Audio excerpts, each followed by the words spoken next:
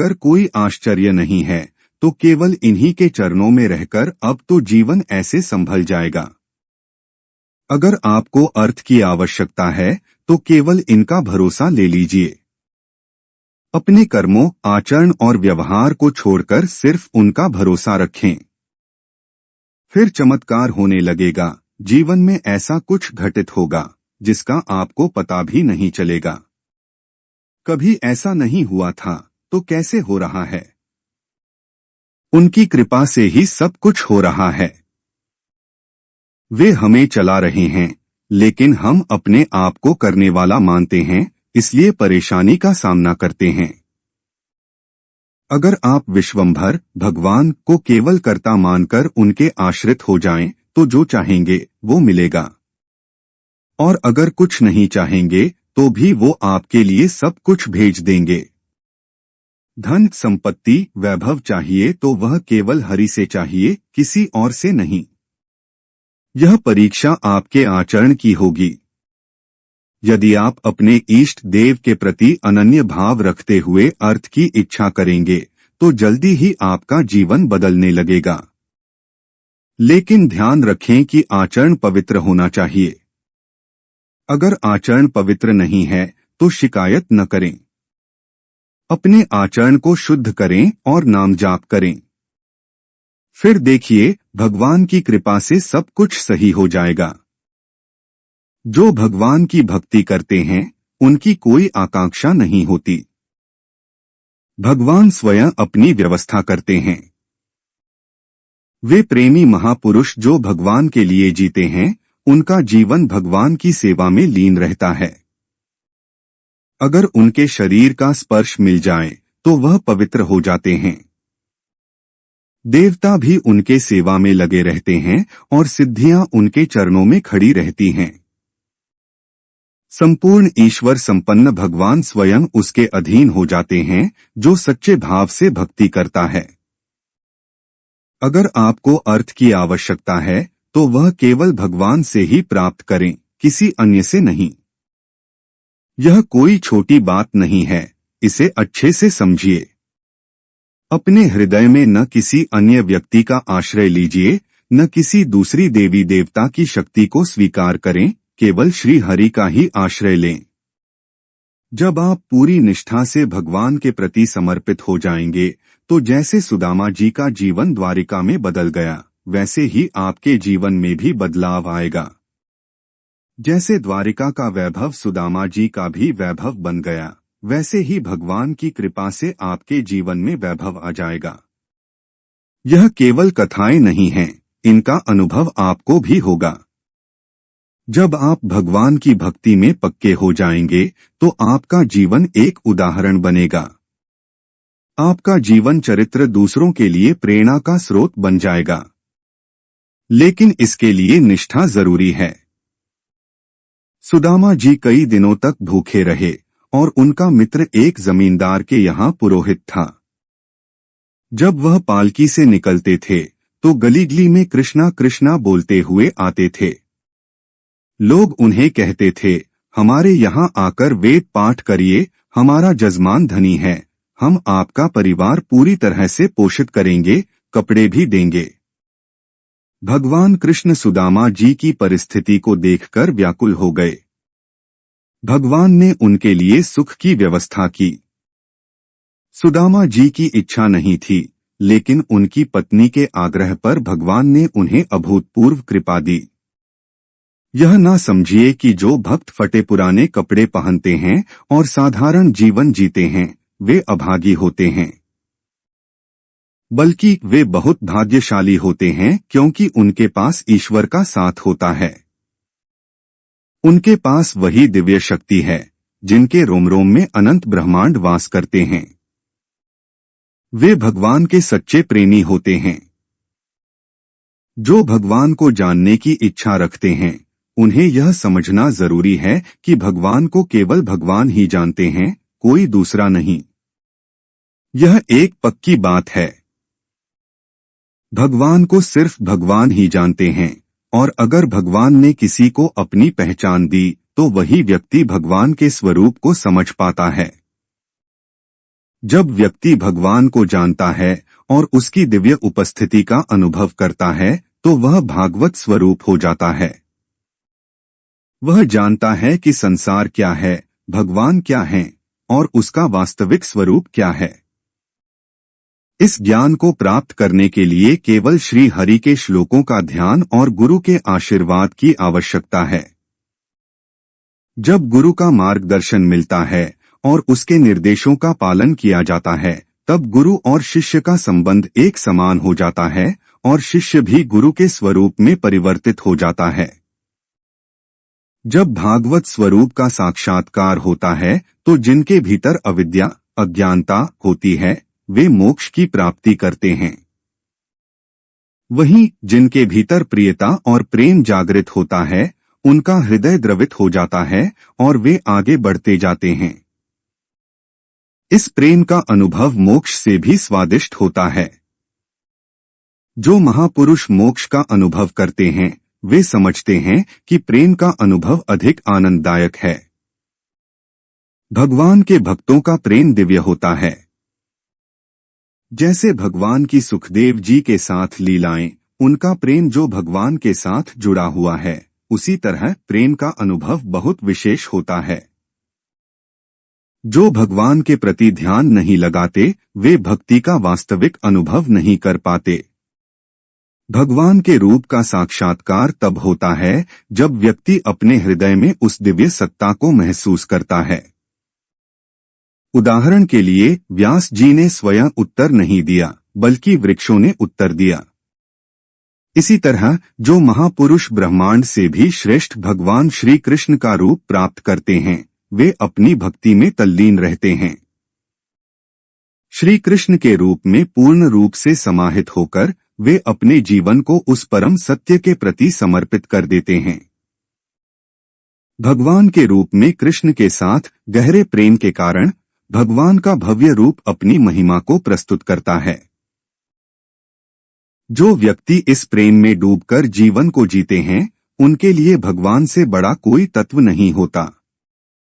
ज्ञान और भक्ति दोनों मिलकर एक व्यक्ति को भागवत स्वरूप में परिणत करते हैं।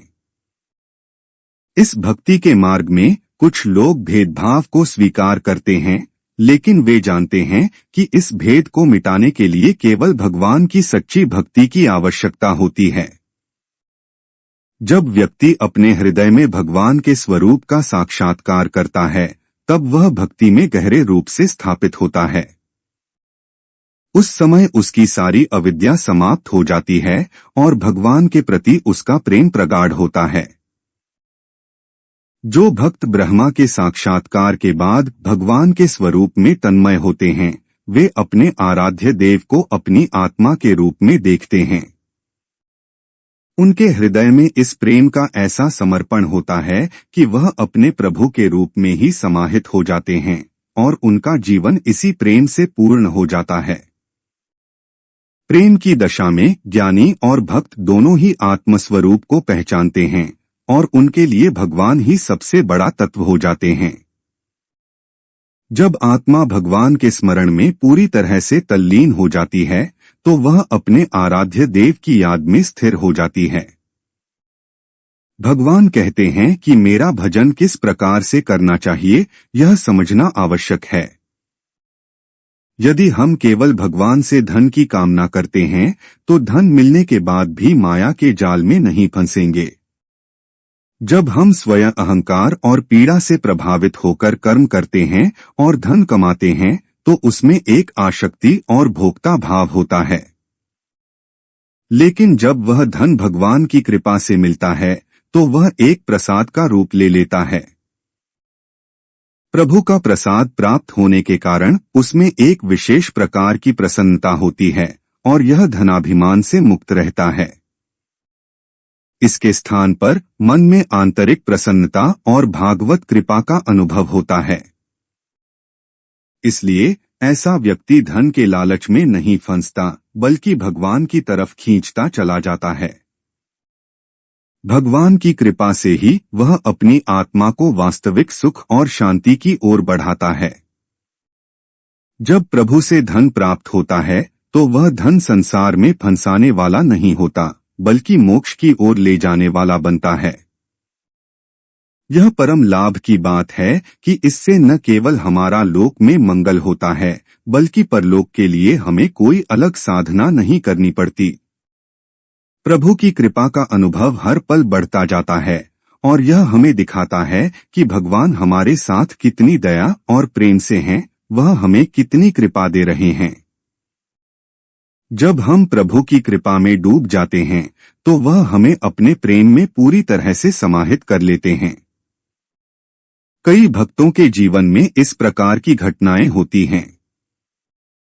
जब हम किसी संकट से उबरने के लिए भगवान से मदद मांगते हैं तो हमें यह एहसास होता है कि कोई और हमारी मदद नहीं कर सकता, केवल भगवान ही हमारे साथ हैं। इस अनुभव से प्रभु की कृपा हमें और भी प्रेरित करती है। एक बार जब संकट दूर हो जाता है तो वह व्यक्ति भगवान को कभी नहीं भूलता। वह भगवान में पूरी तरह आसक्त हो जाता है। यह एक सूक्ष्म और गहरी अनुभूति होती है। अगर कभी किसी व्यक्ति ने भगवान से संकट निवृत्ति की प्रार्थना की और भगवान ने उसे सहायता दी तो वह व्यक्ति कभी भगवान को भूल नहीं पाता। भले ही वह संसार में व्यस्त हो, लेकिन भगवान उसे हमेशा अपने पास रखते हैं और वह उनसे जुड़ा रहता है। प्रभु का आश्रय कभी माया के जाल में नहीं फंसने देता, यह सुनिश्चित है। चाहे व्यक्ति किसी भी भाव से भगवान के पास जाए, वह माया से मुक्त रहता है। जो व्यक्ति भगवान को जानने की इच्छा रखता है, उसे कभी ज्ञान की कमी नहीं होती। अगर हम केवल अपने साधनों से, जैसे पढ़ाई और ज्ञान के द्वारा भगवान को जानने की कोशिश करेंगे तो हम सही ज्ञान प्राप्त नहीं कर पाएंगे। इससे केवल ज्ञानाभिमान पैदा होगा, लेकिन सच्चा ज्ञान प्राप्त नहीं होगा। यदि हम भगवान से और गुरु की कृपा से ज्ञान प्राप्त करेंगे तो वह हमें सच्चा ज्ञान देंगे और हम कभी भ्रमित नहीं होंगे। यही कारण है कि यदि हमें सांसारिक सुख चाहिए तो वह भी केवल भगवान की कृपा से प्राप्त हो सकता है। और अगर हमें सांसारिक दुखों से मुक्ति चाहिए तो हमें केवल हरि का आश्रय लेना चाहिए। यदि हमें सच्ची शांति और मोक्ष चाहिए तो वह भी केवल हरि के मार्ग पर चलने से ही प्राप्त होगा। भगवान हमें सभी साधन और मार्ग देंगे जिससे हम उनकी दिशा को समझ पाएंगे और उनका प्रेम अनुभव करेंगे। हमें हरि को छोड़कर किसी अन्य का भरोसा नहीं करना चाहिए, न ही हम हरि को छोड़कर किसी अन्य आश्रय में जाना चाहिए। इस भरी दुनिया में रहते हुए अगर हम भगवान को प्राप्त करना चाहते हैं तो यह बहुत सरल है। भगवान ने हमें इस मार्ग को बता दिया है, लेकिन अगर फिर भी यह न समझ आए तो आपको यह जान लेना चाहिए कि हमें धन, सुख, ज्ञान और मोक्ष सब भगवान के नाम के जाप से प्राप्त हो सकते हैं। लेकिन इसके लिए गंदे आचरण से बचना चाहिए। आहार, विहार और संयम को शास्त्रों के अनुसार करना चाहिए। यदि हम गंदे आचरण करते हुए भगवान की शरण में जाते हैं तो कोई अनुभव नहीं होगा। अगर हम ऐसे आचरण बनाए रखेंगे तो भगवान के आशीर्वाद का सही अनुभव नहीं कर पाएंगे। हमें ध्यान रखना चाहिए कि भगवान की शरण में जाते वक्त हमें अपनी आदतों और आचरण को पवित्र बनाना चाहिए, क्योंकि भगवान हमारे ऊपर प्रश्न नहीं करेंगे। लेकिन यदि हम अपनी इच्छाओं और गंदे आचरण में फंसे रहेंगे तो भगवान के आशीर्वाद का फल प्राप्त नहीं होगा। भगवान ने हमें अपने कर्मों का फल देने का तरीका बताया है, इसलिए हमें उनके मार्ग पर चलना चाहिए। जो व्यक्ति भगवान की शरण में आता है उसे आचरण सुधारने की आवश्यकता होती है। अगर हम अपनी आदतें और आचरण ठीक करेंगे तो भगवान हमें हर तरह से मदद देंगे और हमें अपने आशीर्वाद से बचाएंगे। आराध्य देव के विरुद्ध आचरण करने से हमें बचना चाहिए, क्योंकि यह हमारे आध्यात्मिक मार्ग में विघ्न डाल सकता है। भगवान की शरण में आने से मनुष्य की सभी इच्छाएं और वासनाएं समाप्त हो जाती हैं। इसी उद्देश्य से तुम भागवत मार्ग के प्रतीक बने हो और नाम का जाप इतनी श्रद्धा से करो कि भगवान की कृपा का अनुभव हो। सच्चे दिल से विश्वास रखो और लगातार राधा राधा का उच्चारण करते रहो, फिर देखना भगवान के दर्शन तुम्हारे जीवन में स्वयं आ जाएंगे। बस एक बार यह ठान लो कि तुम निरंतर साधना करोगे और भगवान का नाम जपोगे। कुछ समय बाद तुम्हें खुद ही अनुभव होगा कि नाम का जाप तुम्हारे जीवन को बदल रहा है। जब लोग यह सवाल करते हैं कि हम भी नाम जाप कर रहे हैं तो फिर क्या फर्क पड़ता है, तो ध्यान देना चाहिए कि केवल जाप ही पर्याप्त नहीं है। साधना करनी होती है, भागवत के रास्ते पर चलना होता है और प्रभु के प्रति श्रद्धा और आचरण भी ठीक रखना होता है। अगर आप आचरण में गलतियां करते रहते हैं तो उसका असर आपके जीवन पर पड़ेगा। अगर आप वर्तमान में अपनी गलतियों को सुधारें तो प्रभु की कृपा निश्चित रूप से आपके जीवन में आएगी। जिन लोगों की बुद्धि माया के प्रभाव से घिरी होती है वे राक्षसी प्रवृत्तियों वाले होते हैं। ऐसे लोग अपने पाप कर्मों में ही सुख की खोज करते रहते हैं और कभी भगवान की शरण में नहीं आते। लेकिन अगर आप भगवान की शरण में आते हैं और उनके चरणों में समर्पण करते हैं तो माया का प्रभाव आप पर नहीं रहेगा। आप किसी भी प्रकार के भ्रम से बाहर आ जाएंगे। फिर सवाल उठता है कि जब भगवान का मार्ग इतना सुखद है तो फिर लोग क्यों नहीं आते? यह तो एक अद्भुत आनंद का रास्ता है और इसका अनुभव हर व्यक्ति को होना चाहिए।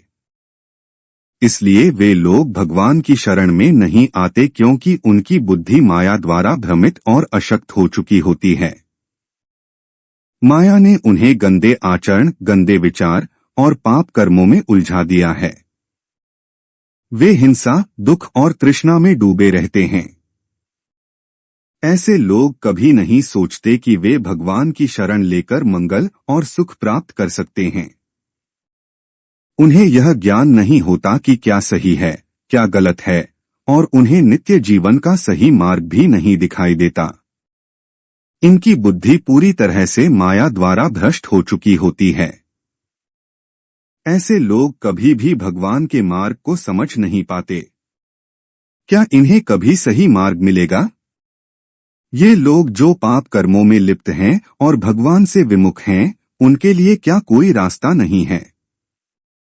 लेकिन हम उनका स्वागत करेंगे क्योंकि वे भी हमारे ही बच्चे हैं, बस गलत मार्ग पर चले गए हैं। जब वे स्वयं स्वीकार करेंगे कि मैं प्रभु का हूं तो उनका उद्धार हो सकता है। कभी कभी ऐसे पापी और दुराचारी लोग भगवान के चरणों में समर्पण कर देते हैं जब जीवन की कोई परिस्थिति उन्हें ठोकर मारती है और वे अकेले हो जाते हैं। ऐसे समय में उनका हृदय पुकार उठता है कि अगर कोई ईश्वर है तो मुझे स्वीकार करें। कभी कभी ऐसे व्यक्ति भगवान के प्रेमी संतों से मिलते हैं और उनके दिल में श्रद्धा का उत्पन्न होता है। यदि वह हिंसा और पाप कर्मों से मुक्त होकर भगवान के प्रति श्रद्धा दिखाते हैं तो उनकी दशा बदल सकती है। संतों के द्वारा अपमानित होने और फिर उनकी दया प्राप्त करने के बाद वे भगवान की शरण में आ सकते हैं। भगवान के प्रेमी महात्मा की दृष्टि पर दया होने से वे उनकी मदद कर सकते हैं और भगवान शिव से उनके उद्धार की प्रार्थना कर सकते हैं। तो भगवान उस व्यक्ति को स्वभाव से संभाल लेंगे और उसकी क्षमा कर देंगे। यदि कोई दुष्ट व्यक्ति किसी महात्मा का अपमान करता है और वह महात्मा भगवान से प्रार्थना करता है तो भगवान उसकी स्थिति को सुधारते हैं और उसे बहुत बुरी तरह से दंडित नहीं करते। श्री भागवत स्वरूप नित्यानंद जी से कहा कि महाप्रभु ने आदेश दिया है कि नाम जगत के लिए मंगलकारी है और इनको नाम का प्रसार करना चाहिए। फिर नित्यानंद जी उन लोगों के पास गए जो मदिरा में उन्मुक्त होकर गली में घूम रहे थे।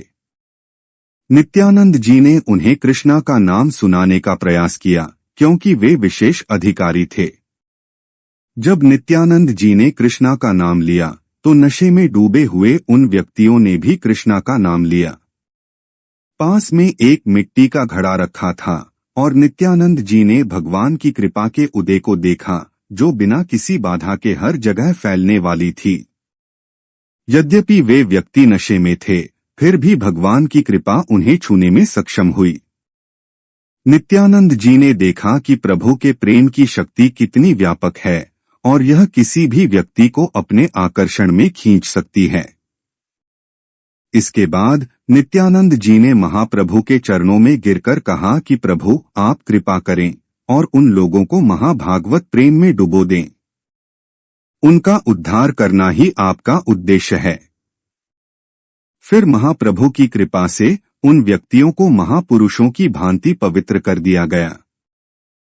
जो व्यक्ति दूसरों का अपमान करता है और जो महात्मा किसी को मारता है, उन्हें भगवान के चरणों में पहुंचने का अवसर मिलता है। प्रभु की कृपा से उन दुष्टों को भी परम पद प्राप्त होता है। इस प्रकार भगवान का मार्ग हमेशा उद्धारक और करुणामय होता है। अतः हमें कभी भी यह नहीं सोचना चाहिए कि महात्माओं का अपमान करने से किसी को नुकसान होगा। इसके बजाय यह हमें भगवान की असीम कृपा और दया का अनुभव